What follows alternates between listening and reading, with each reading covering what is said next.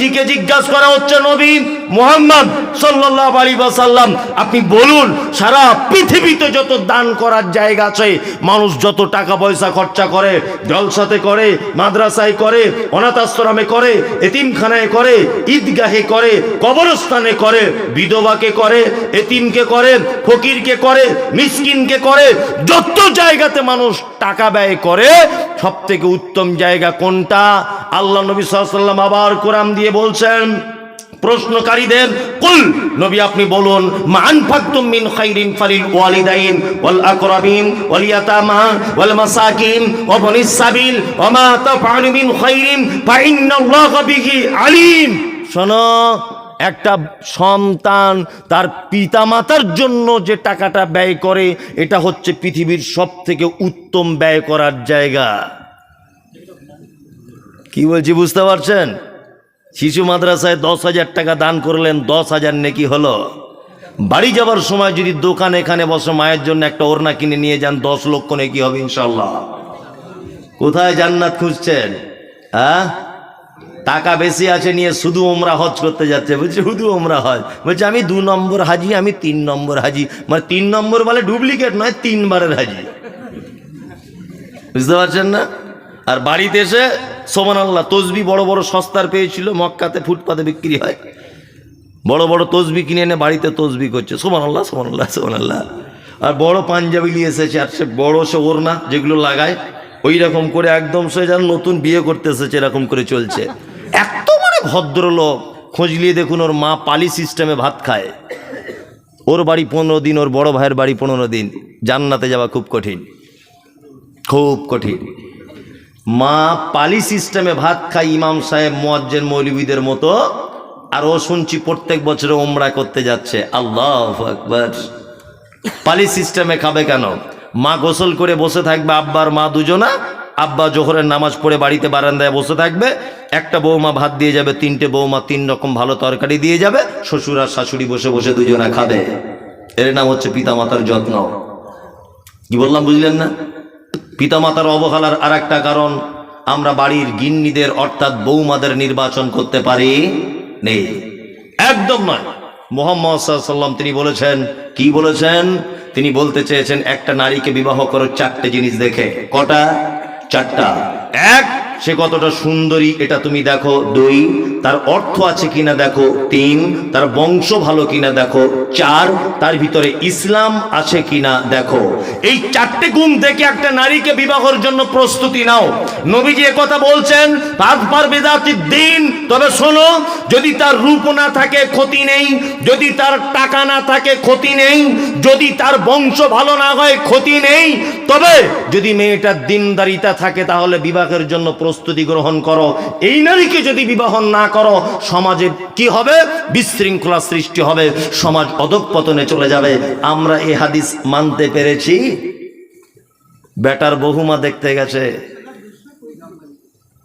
গিয়ে জিজ্ঞাসা করছে, মা তোমার নাম কি? বলছে আমার নাম শেফালি। শেফালি? বলছে হ্যাঁ। আব্বার নাম? বলছে আব্বার নাম গোলাম রসুল। তোমার নানির বাড়ি কোথায়? মির্জাপুর দক্ষিণ পাড়ায়। আচ্ছা আচ্ছা, তাই? হ্যাঁ। আচ্ছা, তোমার ভাই কটা? তুমি যে আমাদের ভাই নাই। বোন? বলছে আমি একাই। বুড়োর তখন মাথায় ধরে গেছে একটা পয়েন্ট, একাই। বুঝতে পারছেন না? আবার জিজ্ঞেস করছে, তোমার আব্বা কি করে? বলছে আমার আব্বার ওই বেলডাঙ্গা মেন রোডের ধারে 5টা দোকান আছে। এ তো আরো মাথা খারাপ। আর কি করে? আর 3টে বাস আছে, বহরমপুর থেকে আরাধনা বাস 3টে, বহরমপুর থেকে কলকাতায় চলে। বলছে তাই? বলছে হ্যাঁ। তখন বলছে, মা তুমি কতটা পড়াশুনো জানো? তা হচ্ছে উচ্চ মাধ্যমিক পড়ে বসে আছি, আর স্কুলে যাই না। বলছে তাই? বলছে হ্যাঁ। বলছে তাহলে বসেই আছো? বলছে না, বসে ঠিক থাকি না, মাঝে সাঝে টিকটকে ভিডিও করি। বুড়ো তখন বলছে টিকটক মানে? বলছে ওই ড্যান্স করে টিকটকে, মোবাইলে দেখেন না?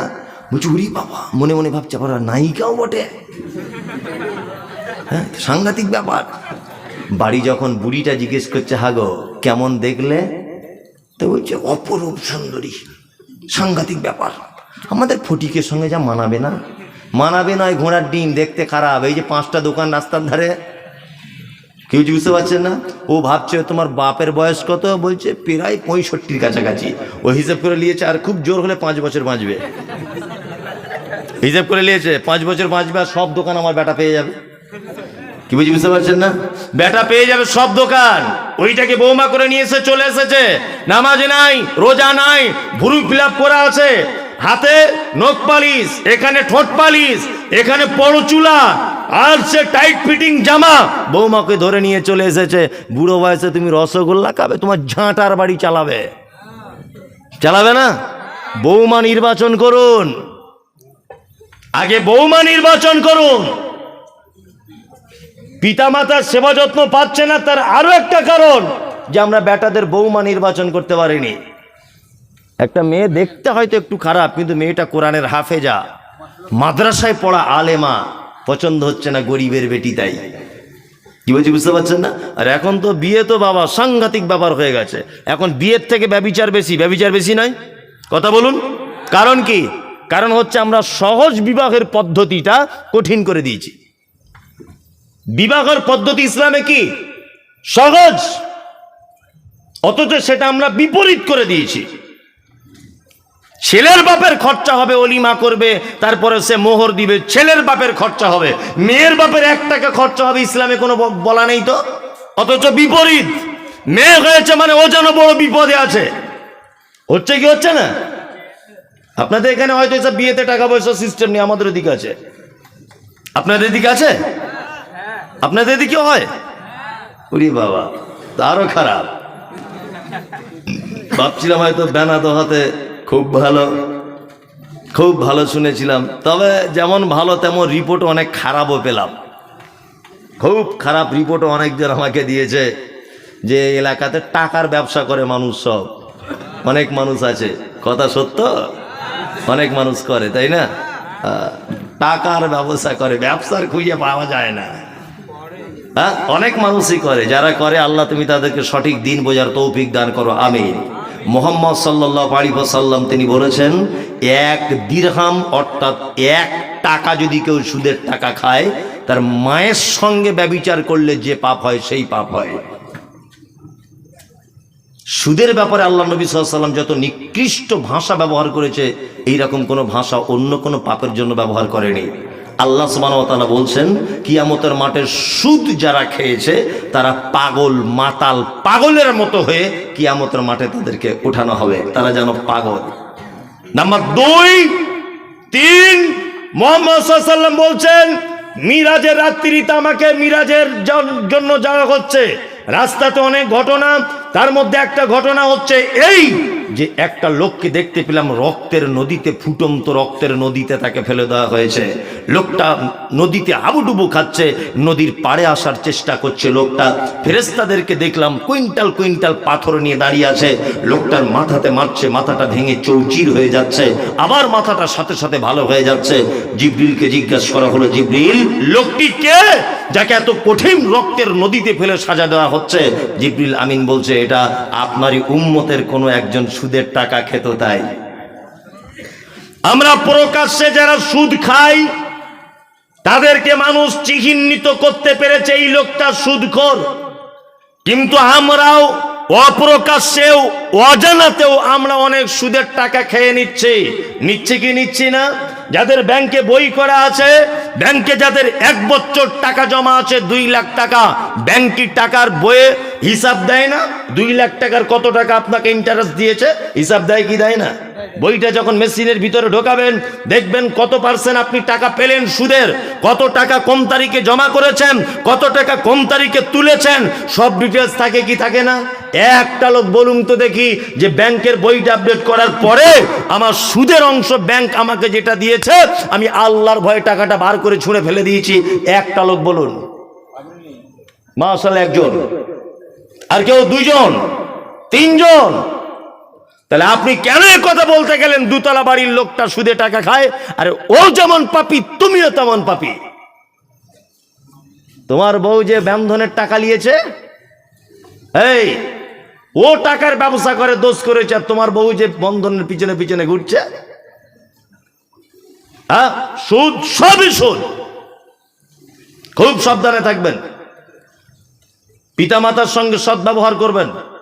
জান্নাতে যাবার পৃথিবীতে কোনো মানুষের মাধ্যমে যদি যাওয়া যায়, পিতামাতার সেবা করলে জান্নাত যাওয়া যায়, জান্নাত যাওয়া যায়। আল্লাহ সুবহানাহু ওয়া তাআলা আরো অনেক কথা বলছেন, তারপরে আমি আর কথা বলছি না, এটা মাদ্রাসার প্রোগ্রাম। আমার কাছে অনেকজন অনেক কথা জানতে চেয়েছেন। তার মধ্যে একটা জানা হচ্ছে যে ফিলিস্তিন আর ইসরায়েলের যে সমস্যা চলছে এই মুহূর্তে, এই ব্যাপারে কিছু কথা বলুন। দেখুন, সর্বপ্রথম আমাদেরকে জেনে নিতে হবে, আল্লাহ সুবহানাহু ওয়া তাআলা পবিত্র আল কোরআনে কথা বলেছেন যে ইহুদি খ্রিস্টানরা তোমাদের প্রকাশ্যে দুশমন। পৃথিবীতে তিনটে ঐতিহ্যবাহী এবং নেকি পাওয়া যায়, এই রকম তিনটে জায়গার কথা বলা হয়েছে। এক, বাইতুল্লাহ, এখানে আপনি নেকির উদ্দেশ্যে যেতে পারেন। দুই, যে মসজিদকে আল্লাহ নবী সাল্লাল্লাহু আলাইহি ওয়াসাল্লাম বলেছেন এটা আমার মসজিদ, অর্থাৎ মসজিদে নববী, এই মসজিদে নেকির উদ্দেশ্যে যেতে পারেন। আর তিন, আরেকটা নাম হচ্ছে মসজিদে আকসা, যেটা বর্তমানে ফিলিস্তিনে অবস্থিত। আল্লাহ সুবহানাহু ওয়া তাআলা এই মসজিদের কথা বলতে গিয়ে পবিত্র আল কোরআনের ভিতরে বলছেন, সুবহানাল্লাযী আসরা বিআবদিহি লাইলাম মিনাল মাসজিদিল হারাম ইলাল মাসজিদিল আকসা। আল্লাহ সুবহানাহু ওয়া তাআলা আমাকে কোনো এক রজনীতে, কোনো এক রাত্রিতে আমাকে মসজিদে হারাম থেকে নিয়ে মসজিদ আকসা পর্যন্ত ভ্রমণ করিয়েছিলেন। এ কথা পবিত্র আল কোরআনে আল্লাহ সুবহানাহু ওয়া তাআলা বলছেন। এটা আপনারা জানেন যে মসজিদ আকসা জেরুজালেম এই ফিলিস্তিনে অবস্থিত। এটা দীর্ঘদিন যাবত এই মসজিদটা ইহুদিরা দখল করে রেখেছে। ইসরায়েল বলে যে দেশ, এটা আদেও কোনো দেশ ছিল না। এরা পানিতে ভেসে আসা, নদীতে ভেসে আসা একটা জাতি।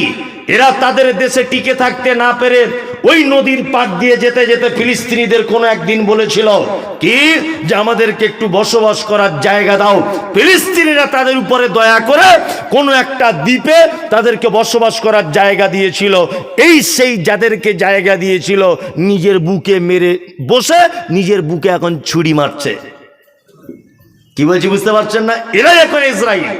ইসরায়েল বলে কোনো দেশই ছিল না, কোনো দেশ ছিল না। পৃথিবীর একটি মাত্র দেশ টোটাল ইসরায়েল। বসবাস করে কতটা দেশে? টোটালে জনসংখ্যা ৮০ লক্ষ, ১ কোটিও নয়। টোটাল ইসরায়েলে ৮০ লক্ষ। এই সেই ইহুদি। আল্লাহ সুবহানাহু ওয়া তাআলা প্রতিটা নবী এবং রসুলকে, বেশিরভাগ, প্রতিটা বলা ভুল হলো, বেশিরভাগ নবী এবং রাসূলকে ইহুদিদের কাছে পাঠিয়েছিলেন। আর এরা এত বদমায়েশ, ইসলামের ইতিহাসে কথার সাক্ষ্য যে এক একজন ইহুদি, এক একজন ৪০ জন, এক এক দিনে ৪০ জন পর্যন্ত নবীদেরকে তারা গাছে বেঁধে সিরিয়াল বা সিরিয়াল তারা জবাই করে দিয়েছে। এরা হচ্ছে সেই ইহুদি। এত খাতারনাক। আজকে আপনারা জানেন যে সেই ইহুদিরা চরম পর্যায়ে পৌঁছিয়ে ফিলিস্তিনের মুসলমানগুলোকে মারা হচ্ছে।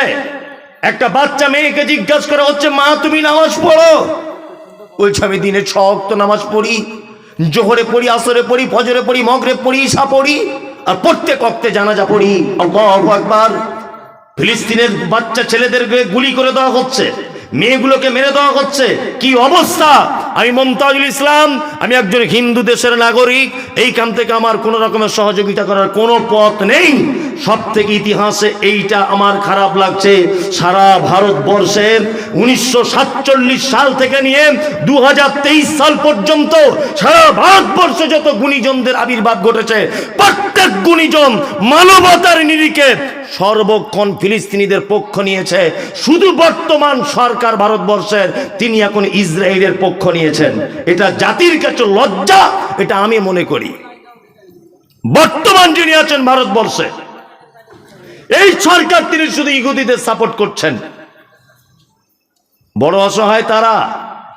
আমরা এখান থেকে সহযোগিতা করতে না পারলেও এই বলে দোয়া করতে পারি, হে কাবার মালিক, তুমি আব্রাহার চক্রান্তকে আবাবিল অর্থাৎ ঝাঁকে ঝাঁকে পাখি দিয়ে তুমি বরবাদ করেছিলে। তুমি ফেরাউন তার চক্রান্ত থেকে নবী মূসাকে বাঁচিয়েছিলে। আল্লাহ তুমি নমরুদের চক্রান্ত, নমরুদের আগুন থেকে তুমি ইব্রাহিমকে বাঁচিয়েছিলে। ঠিক তুমি যেমন আব্রাহাকে যেমন চিহ্নিত করে তাদেরকে ধ্বংস করেছো। হে কাবার মালিক, তোমার কাছে অকুল আবেদন, যারা প্যালেস্তাইনের বা যারা জেরুজালেমের মুসলমানদেরকে যারা অন্যায়ভাবে হত্যা করছে, আল্লাহ তুমি সেই সমস্ত ইহুদিদেরকে চিহ্নিত করে তাদেরকে তুমি পৃথিবীতে নিস্তেনাবুদ করে দাও। বলুন আমিন। একটু জোরে বলুন আমিন। শুনুন, একটা কথা বলি, আপনাকে আবার বলতে চাইছি, এটা অন্তত পক্ষে প্রত্যেক দিন এখন দুটো দোয়া করবেন। এই কথা সোশ্যাল মিডিয়াতে গেলে খারাপ হতে পারে, তারপরেও বলছি, এক, মসজিদে আকসার দুশ্মন, ইমানদারের দুশ্মন ইহুদিরা, আল্লাহ যেন তারা ধ্বংস হয়ে যায়, এই দোয়া করবেন। দুই, আর একটা দোয়া করবেন, আমাদের পার্শ্ববর্তী দেশ, তার নাম হচ্ছে বাংলাদেশ। এই দেশের সরকার বর্তমান যিনি আছেন শেখ হাসিনা, মারাত্মক সরকার, এত বড় সরকার যে সহি হাদিস কোরআন বললেই তার থাকার জায়গা জেল। মিজানুর রহমান আজহারি দেশ থেকে তাড়িয়ে দেওয়া হলো। বাংলা এপার বাংলার ওপার বাংলার হাদিস এবং কোরআনের বাঘ গর্জে ওঠে শিরক এবং বিদআতের বিরুদ্ধে। নাম হলো তার আব্দুর রাজ্জাক বিন ইউসুফ। 500 কোটি টাকার মামলা দেওয়া হয়েছে। এটা আপনি জানেন যে বাংলাদেশের একজন মুফাসসির কোরআন আল্লামা দেলওয়ার হোসেন সাইদি 11 থেকে 12 বছর 13 বছর জেল খাটার পরে লোকটাকে পৃথিবী থেকে চলে যেতে হলো, আর মানুষের সামনে কোরআনের তাফসীরের জন্য কোনোদিন ফেরত আসতে পারলেন না। আমির হামজা মনোমুগ্ধকর ভাবে তিনি তাফসীর করতেন, একজন কোরআনের হাফেজ, একজন মুফতি সাহেব মানুষ। আল্লাহু আকবার। লোকটা দীর্ঘদিন জেলখানাতে বন্দী হয়ে রয়েছে। অসংখ্য আলেম ওলামাদেরকে জেলখানাতে বন্দী করে রাখা হয়েছে। আগামী 1 থেকে 1.5 মাসের ভিতরে বাংলাদেশের নির্বাচন। আপনি অন্তত পক্ষে মুসলিম যদি হন, আলেম ওলামাদের যদি আপনি বন্ধু হন, আপনি যদি কোরআনের পক্ষে যদি হন, এই দোয়া করবেন যে আল্লাহ যেন হাসিনার নৌকা এবারই ডুবিয়ে দেয়। এই দোয়া করবেন, এইবারই যেন তার নৌকা ডুবে যায়। একটা মুসলিম দেশ, একটা মুসলিম কান্ট্রিতে হক কথা বলা যায় না। ওর থেকে আমি মুমতাজুল ইসলাম হিন্দু কান্ট্রিতে বসবাস করার পরেও হক কথা, সহি হাদিসের কথা দেশের মাটিতে বলতে পারি। এই দেশের মাটিতে আমি যে কথা বলতে পারি, সেই কথা বাংলাদেশের কোনো বক্তা বলতে পারবে না। মানে আমাদের দেশের হিন্দু রাষ্ট্রের থেকেও মুসলিম রাষ্ট্র হিসেবে সরকার একেবারে নিকৃষ্টতম। নামে মুসলিম, নামে শুধু মুসলিম। দোয়া করবেন এদের জন্য, আল্লাহ যেন ওদেরকে হেদায়েত দান করে, আর না হলে নৌকা ডুবিয়ে দেয়। নৌকা ডুবে যাক, এটাই আমরা চাই। কি বললাম বুঝলেন না? তাহলে আলেম ওলামারা একদম খোলা পরিবেশে তারা বক্তব্য রাখতে পারবে, তাই তো? দোয়া করবেন। রাত্রি 12:30 বাজে। আর একজন ভাই বলতে চেয়েছেন আমাদের বেনাদা মাঠে আইল নিয়ে কাটাকাটি হয়, আপনি কিছু কথা বলেন, অনুরোধ রইল। আইল মানে বুঝলাম না আমি। ও জমি যেটা ডিভাইডেড, মাঝখানে যেটা থাকে পার্টিশন। আচ্ছা আচ্ছা আচ্ছা আচ্ছা, মানে এরকম লোক আছে। আল্লাহু আকবার। ওই লোকটা আবার মসজিদে এসে নামাজে কাতারে দাঁড়িয়ে বলছে সবাই কাতার সোজা করে নেন, কাতার বেঁকে গেলে নামাজ হবে না। যে লোকটা জমির আইল কেটে বেঁকিয়ে দিয়ে এসেছে, ও এসে বলছে কাতার সোজা করে নেন, নামাজ হবে না। এরকম লোক আছে না নেই? আছে। আল্লাহু আকবার। এটা একটি মারাত্মক অপরাধ। সর্বপ্রথম একটা জিনিস শুনে রেখে দেন, সেটা হচ্ছে এই, আমাদের নবী মুহাম্মদ সাল্লাল্লাহু আলাইহি ওয়াসাল্লাম তিনি বলেছেন মান কানা ইউমিনু বিল্লাহি ওয়াল ইয়াউমিল আখির ফালিউজি জারাহু। ওই লোক আল্লাহকে বিশ্বাস করে না, ও লোক কিয়ামতকে বিশ্বাস করে না, যে লোক তার প্রতিবেশী, তার মেহমানের সঙ্গে অসৎ ব্যবহার করে। দুই, নবীজি কথা বলতে গিয়ে আবার বলেছেন যে ওই লোক আল্লাহকে বিশ্বাস করে না, কিয়ামতকে বিশ্বাস করে না, যে লোক তার প্রতিবেশীর সঙ্গে অসৎ ব্যবহার করে। আইল কাটছেন মানে আপনি নিশ্চয় আপনার প্রতিবেশীর জমি তার পাশেই, তাই না? দুই প্রতিবেশীর জমি, এটা একেবারেই হারাম, চলবে না। আমাদের নবী মুহাম্মদ সাল্লাল্লাহু আলাইহি ওয়াসাল্লাম বলেছেন কোনো মানুষ যদি কোনো মানুষের অন্যায় ভাগে 1 বিঘা জমি যদি দখল করে, কোনো ছল চাতুরি চালাকি করে যদি জমি দখল করে বা জমি বাড়িয়ে নেয়, তাহলে 7 তবক জমিন কিয়ামতের মাঠে তার ঘাড়ের উপরে চাপিয়ে দেওয়া হবে। খুব বড় বিপদ। কি বললাম বুঝলেন না? মানে যত ধান আল কাটলে ওই জায়গাটায় বেশি হয়। সারা জমি পড়ে আছে, কোথাও ফসল ভালো হয় না, তোমার আল কাটার ঢং এলো কেন? কিছু লোক এরকম আছে না, এমন আইল করে রেখেছে যে মানে মানুষ একটা পায়ে হেঁটে যাবে এরকমও কোনো পরিস্থিতি নেই, তাই না? আল্লাহু আকবার, এটা হারাম, চলবে না। আপনি এমনি ধান লাগাচ্ছেন, কোনো সবজি আলটা একটু পরিষ্কার করুন, সেটা আলাদা ব্যাপার, ঘাস টাসগুলো পরিষ্কার করুন, আলাদা ব্যাপার। আপনি কাটতে যাবেন কেন? হ্যাঁ, আর এই নিয়ত কেন আপনার যে আমার জমি বেড়ে যাবে? দুনিয়াতে পারলেও আখিরাতে আপনার বরবাদ হয়ে যাচ্ছে। একটা মানুষ কত বছর বাঁচে বলুন তো? হ্যাঁ, 60 বছর। বোকা কথা, 60 বছরের মধ্যে 30 বছর ঘুমায়, ঘুমায় না? ঘুমায়। বেঁচে থাকলো তাহলে কত বছর? 30 বছর। 30 বছরের মধ্যে বাচ্চা কাল 10 বছর পর্যন্ত মাইনাস করে দাও, ওর কোনো বুদ্ধি শুদ্ধি কিছু হয়নি, 10 বছর পর্যন্ত ন্যাংটে খেলেছে পাড়াতে, থাকলো কত? 20। এইদিকে আবার তুমি 5 বছর মাইনাস করো, মাথায় কাজ করবে না, বুড়ো হয়ে যাবে, মুখে দিয়ে লালা পড়বে, থাকলো কত বছর? 15 বছর। 15 বছরের মধ্যে পায়খানা আছে, গোসলখানা আছে, যে বাজার করতে যাওয়া আছে, এটা ওটা আরো অনেক কিছু আছে, আরো 5-7 বছর মাইনাস করে দাও, থাকলো 10 বছর নিট বেঁচে থাকে। এই 10 বছরের জীবনের জন্য তুমি বেটার জন্য জমি বাড়াইতে যাচ্ছ? হ্যাঁ, অনেক মানুষ আছে না, বলছে বেটাগুলোকে একটু নিজের পায়ে দাঁড় করিয়ে দিই। তোমার বাপ তোমাকে দাঁড় করিয়ে দিয়ে কবরে শুয়ে আছে, সপ্তাহে একদিনও তোমার বাপের কবরের পাশে গিয়ে হাত তুলে দোয়া করেছো? একবারও যায় না বছরে। ঈদ কুরবানির দিনে, তাও আবার কুরবানির দিনে দোয়া করতেই হবে, এই মনে করে গেলে বেদাত হয়ে যাবে, এটাও যেন মাথায় থাকে। কুরবানির দিন আর ঈদের দিনে আমার আব্বার কবর জিয়ারত করতেই হবে, এটা মনে করে গেলে আবার বেদাত হবে। বেদাত মারাত্মক ভয়ঙ্কর পাপ, গুড়ের থেকে মিষ্টি, কিন্তু ফলাফল খুব তিতো। বেদাত গুড়ের থেকে মিষ্টি, ফলাফল খুব তিতো।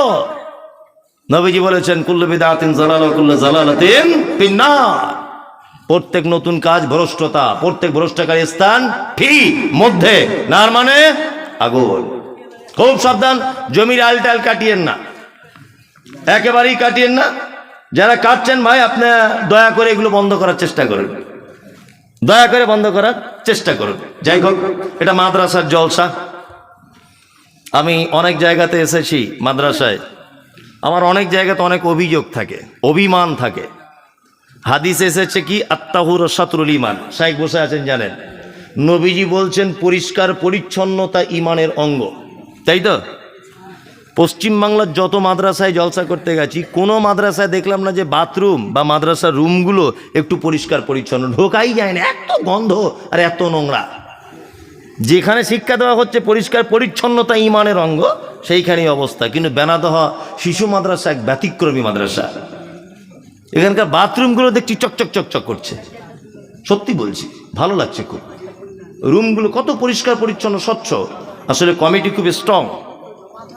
কমিটির কাছে বিনীত অনুরোধ, যে কাজ সবাই করতে পারে সে কাজ যদি আপনি করেন আনন্দ পাবেন না, যে কাজ কেউ করতে পারে না সেই কাজ আপনাকে করতে হবে, তাহলে আপনি আনন্দ পাবেন।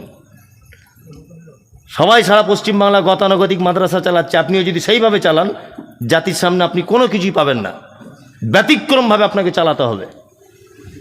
পরিষ্কার পরিচ্ছন্নতা টিপটপ, শিক্ষক ছাত্রদের ভ্রাতৃত্ব, এক অপরের সম্পর্ক ভালো, লাইট পাখা সব কিছু যেন উন্নত মানের হয়। আল্লাহ তো আপনাদের এলাকার মানুষ অর্থ দিয়েছে, পড়াশুনো সব কিছু যেন উন্নত মানের হয়। দেন, যারা যারা দান করেছে এবার তাদের লিস্টগুলো একটা একটা করে বলি। তবে আমি শুরু করে দোয়া করব না, এটা আপনাদের কাছে আগে ক্ষমা চেয়ে নিচ্ছি, কারণ এটা হাদিস এবং কোরআনের বিপক্ষে। ওগো আল্লাহ দয়াময় দয়ারি সাগর, নানির নামে দান করেছে 5000 টাকা, ওসব ইসলামে নেই। কি বললাম বুঝলেন? আল্লাহ নবী সাল্লাল্লাহু আলাইহি ওয়াসাল্লামের কাছে কোনো মানুষ কিছু দিলে এতটুকু দোয়া করতেন, আল্লাহুম্মা সাল্লি আলাইহি আল্লাহুম্মা বারিক আলাইহি। আমি এতটুকুর বেশি আর বলবো না। ইমতিয়াজ মৃত বাবার নামে দান করেছেন 10,000 টাকা, আল্লাহুম্মা সাল্লি আলাইহি আল্লাহুম্মা বারিক আলাইহি। বিলপাড়া সমাজ 1000, নাজমুল বিলপাড়া 1000, ইয়ার আলী 4500, সরফরাজ মালা ড্রেস 5000, বেনামিগুলো আর বলছি না। ইয়াসিন সাহেবের কি, ও ইয়াসিন সাহেবের হাত দিয়ে কালেকশন 38,000। ও মৌলানা ইয়াসিন সাহেব, আচ্ছা আচ্ছা, মানে আমার আগে যিনি বক্তব্য রাখছিলেন। আচ্ছা, সাত্তার মহলদার ও কিরা সায়েন্স শেখ হাত দিয়ে আদায় হয়েছে 50,430 টাকা। আনিকুল ওনার হাত দিয়ে আদায় হয়েছে 91,530 টাকা। নাকের হয়েছে একটা, বেনামিতে একজন দিয়েছে 15,000, সামিরুল 6,000, ইব্রাহিম 5,000, হারুন রশিদ 5,000 টাকা। বেনামিগুলো বলছি না। রফিকুল ভাই 5,000, এটা কি হরেকনগর কি নাম? রফিকুল ভাই। সায়েম মহলদার সাত্তার, মহলদারের হাত দিয়ে আদায় 9,835 টাকা। আনিকুল ওনার হাত দিয়ে আদায় হয়েছে 5,810 টাকা। জুম্মাত শেখ হাডোয়ার উনি দিচ্ছেন 15,000 টাকা। ইমরান মহলদার সম্পাদক 5,000। রফিক মাস্টার উনি দিচ্ছেন 500। মইনুল মহলদারের হাত দিয়ে আদায় হয়েছে 17,200। সাইম মহলদারের হাত দিয়ে আদায় হয়েছে 3,770 টাকা। বেনামিতে 5,000। জেনারুল শেখ কেশিয়ার 10,000। মইনুল মহলদারের হাত দিয়ে আদায় হয়েছে 1,100। আল্লাহুম্মা সাল্লি আলাইহি আল্লাহুম্মা বারিক আলাইহি। মিরাজুল মোল্লা 5,000। মেহবুব মহলদারের হাত দিয়ে আদায় 40,600। বেনামিতে 500, বেনামিতে 100। মোজাম মহলদার 31,235 টাকা। বেনামিগুলো বলছি না। নিয়ার উদ্দিন শেখ 100। যারা দান করেছে আল্লাহ তুমি তাদের দানগুলোকে গ্রহণ করে না, বলেন আমিন আমিন। আলহামদুলিল্লাহ এখানকার মানুষ খুবই দানি। মানে এখানে এসে টাকা পয়সা দেখে মনে হচ্ছে যে আমি এখন কুয়েতে আছি, ঠিক আছে, যে বেনাদোহাতে আছি এটা মনে হচ্ছে না, মনে হচ্ছে আমি কুয়েতে আছি এখন। এত মানুষ দান করেছে। আল্লাহু আকবার। ও নিয়ার উদ্দিন ভাই 1,000। আল্লাহু আকবার। মানে এত আনন্দ পেলাম আজকে যে যেটা প্রকাশ করতে পারছি না, এত চারিদিক দিয়ে। আল্লাহ আপনাদের দিনের জন্য কবুল করুক, আমিন। আমি বিশেষ করে দোয়া করি যারা মাদ্রাসার শিক্ষক মহোদয়রা আছেন বা পরিচালনার কমিটি যারা আছেন, আপনার জন্য অনুরোধ যে আপনারা মাদ্রাসাটাকে এমনভাবে গড়ে চলুন যে বেলডাঙ্গার একটা ব্যতিক্রমী মাদ্রাসা হিসেবে যেন বিবেচিত হয়, ইনশাল্লাহ। আর ভাই আপনার কি গজল? তোমার নানির গজলটা বলি। গজল এক মিনিট। আদেশ করিল আল্লাহ পবিত্র কোরআনে, আর বিবাহ করিতে যত আদম সন্তানের। কোরআনে আদেশে আল্লাহ যদি না করিত মানুষের বংশ সব ধ্বংস হয়ে যেত। কিন্তু হয় বর্তমানে হতেছে এমন, বেটির বিয়েতে বেটার বাপ নিচ্ছে কত পণ। কেহ সোনা দানা নিচ্ছে, কেহ টাকা করি, কেহ জমি জায়গা নিচ্ছে, কেহ নিচ্ছে বাড়ি। আবার কত বাপজি বলে নিব না কপন, বেটা বেটি সাজিয়ে দিক বিয়াই আপন। টাকার বেলায় সাধু সাজে, জমির বেলায় চোর। বর্তমানে বেটার বাপ এমনি হারাম খোর। চোর লোকে চুরি করে অন্ধকার হলে, বেটার বাপ করে চুরি দিনের উজ্জ্বলে। হাইরে বেটার বাপ তুমি এমনি লোভী হলে, টাকার বদলে বেটা বিক্রি করিলে। বেলডাঙ্গার ঘাটে শুনি বিক্রি হয় পাঁঠা, পাঁঠার মতো বিক্রি করো তোমরা নিজের বেটা। হাইরে বেটার বাপ তুমি এমনি লোভী হলে, পাঁঠার মতো বেটা বিক্রি করিলে। তোর জন্য কত নারী বিষ পান করে, কত নারী গলায় দড়ি দিয়ে ঝুলে পড়ে। এর জন্য কে বা দায়ী জানো বেটার বাপ? শত শত বেটির বাপরা দিচ্ছে অভিশাপ। শেষ ছেড়ে দিই ভাই, আদায় তো বললাম। হেই ফালতু কেউ না, তোমরা আমাকে খাপা পেয়েছো নাকি? এই ভাই আদায় আপনারা কিছু দেন। আমি একজন মেহমান মানুষ, মুসাফির, আল্লাহর হস্তে কিছু আমার হাতে দেন অন্তত। কারণ আমি কমিটির কাছে তাছাড়া একটু নিজেকে খারাপ মনে হচ্ছে যে আমার দ্বারা 1 টাকা আদায় হলো না। দেন অন্তত পক্ষে দেন কিছু, মেহেরবানি করুন। আপনার 5টা লোক 1,000 করে দেন, তাহলে আমি একটা গজল শুনিয়ে দিচ্ছি। মাশাআল্লাহ, একজনাই তো কামাল করে দিয়েছে 5,000। আব্দুর রহিম, তাই নাকি? চেহে নিতে হবে। আসলে মানুষ তো এখন রং চং পছন্দ করে, তাই না? মাশাআল্লাহ, জি জি জি, হ্যাঁ ঠিক আছে, আমি আছি, কোনো সমস্যা নেই। 5,000 টাকা আব্দুর রহিম উনি দিচ্ছেন 5,000। আর একটা লোক ভাই একটু মেহরবানি করে বলে দেন, আর একটা লোক বলুন, আর একটা লোক বলুন যে আমি 5,000 টাকা দিব, মুসাফির মানুষ দোয়া করবো। আর একটা লোক মেহরবানি করুন। এতক্ষণ আমি আপনাদের একটাও কিন্তু বদনাম করিনি, সারাক্ষণ বেনাদোহা ভালো ভালো ভালো এটা বলে গেছি, কিন্তু বলে যায়নি। তো অন্তত এই জায়গাটা এসে একটু দেখার ব্যাপার আছে। আরে একটা লোক মেহরবানি করে বলুন যে আমি আর 5,000 টাকা দিব ইনশাল্লাহ। বলুন আব্দুর রহিম সাহেবের মতো একজন। কেউ নাই? চালাকি করিয়েন না, টাকা আছে তবুও দিচ্ছেন না তো। চালাকদের বেশি দিন টিকিট নাই। কি বললাম বুঝলেন তো? বেশি চালাকি করিয়েন না। যারা আপনারা এখানে বসে আছেন, আপনাদের কাছে অনুরোধ, আর একটা লোক অন্তত পক্ষে দেন। আব্দুর রহিম সাহেব দিয়েছেন 5,000 টাকা। আল্লাহুম্মা সাল্লি আলাইহি আল্লাহুম্মা বারিক আলাইহি। আল্লাহ তুমি তার মালে বরকত দাও, বলুন আমিন। আল্লাহ তুমি তার পরিবারের সচ্ছলতা দান করো, শান্তি দাও, আমিন।